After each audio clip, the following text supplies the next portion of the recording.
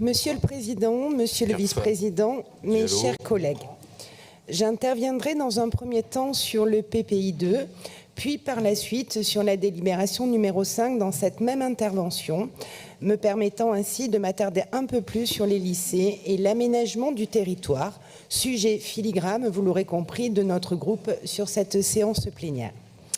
Sur le PPI 2, notre groupe le votera bien évidemment. Il s'agit là d'une délibération importante pour notre collectivité et bien évidemment, nous partageons vos ambitions d'investissement pour nos lycées. C'est le rôle du Conseil régional et nous devons reconnaître qu'au niveau budgétaire, le compte y est avec plus de 1,3 milliard d'euros. C'est même plus que le premier plan. Nous espérons néanmoins que vous arriverez à déployer ce plan avec le rythme annoncé de 250 millions d'euros par an, et cela alors même que le PPI 1 n'a pas encore vu la fin. Sur les projets phares de ce PPI, la géothermie est à l'avant-garde et nous en avons bien compris que vous en faites la promotion depuis la rentrée. Nous en sommes entièrement d'accord, il y a une alternative très intéressante. En revanche, quid du Limousin où la géothermie n'est pas éligible pour une majorité d'établissements? Sur ce plan-là, nous aurions peut-être préféré une plus grande diversité des approvisionnements.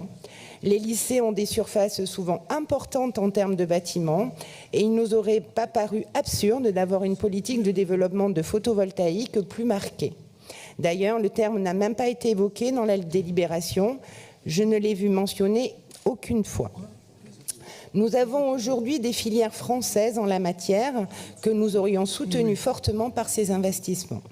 En Occitanie, ce sont 120 000 m² de panneaux photovoltaïques déployés en complément de la géothermie.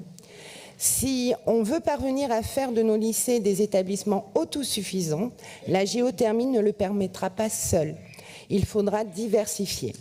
Vous évoquiez 65 établissements équipés en solaire dans la presse récemment. C'est seulement un peu plus de 20% de nos établissements. Néanmoins, comme toute politique d'investissement, l'horizon est lointain pour constater des effets immédiats, probants sur la consommation énergétique des lycées.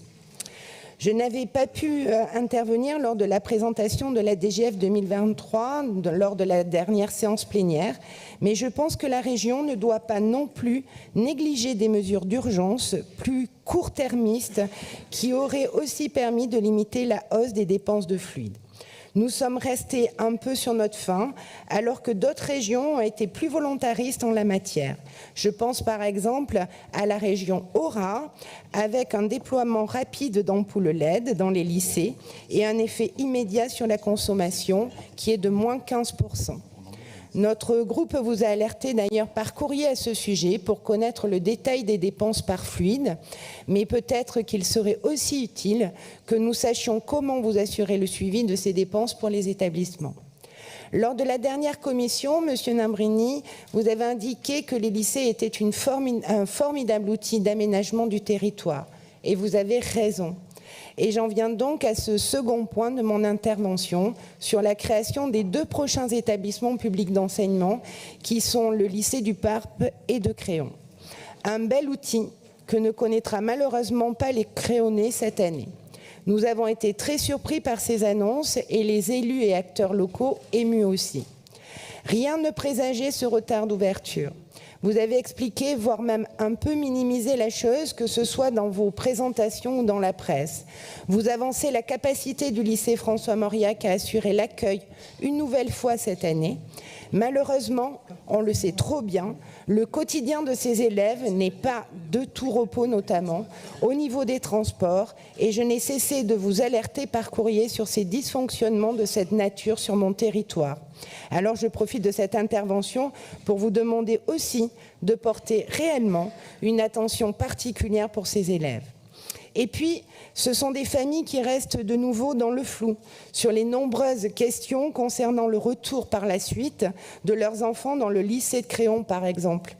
Comment leur seront données toutes ces informations? Qu'est-il prévu?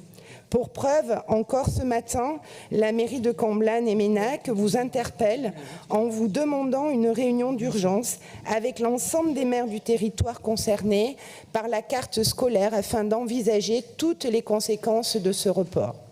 Nous demandons vraiment qu'un point d'étape en commission soit fait sur l'avancée des travaux et de manière précise, de manière aussi à ce que nous soyons informés. Enfin, quels sont les futurs projets des lycées? Sur ce point-là, en Gironde, la pression démographique se fait de plus en plus sentir sur certains territoires. Vous venez de le rappeler. Le secteur de la Brède est en tension, mais nous avons aussi été alertés sur le secteur du lycée Fernand Daguin de Mérignac. Cet établissement est saturé, tout comme les établissements d'Andernos, Saint-Médard-en-Jalles et Pessac. Sur la métropole, ce sont 2 communes qui sont fortement impactées sur un vide d'établissement. C'est donc, comme vous l'avez précisé tout à l'heure, Martignas-sur-Jalles et Saint-Jean-d'Illac, avec à nouveau des problématiques de transport pour les jeunes. Alors, vous avez interpellé mon collègue Fabien Robert, qui pourra d'ailleurs vous confirmer, on a quand même des éléments sur justement les possibilités de faire des lycées. Nous avons été alertés par les élus de ce territoire. Vos annonces dans la presse sont un premier pas, nous le reconnaissons, mais quelles sont vos réelles intentions en la matière? Enfin, cette délibération est aussi l'occasion de parler jeunesse. Nos jeunes sont les premiers concernés par cette politique régionale, cela va sans dire.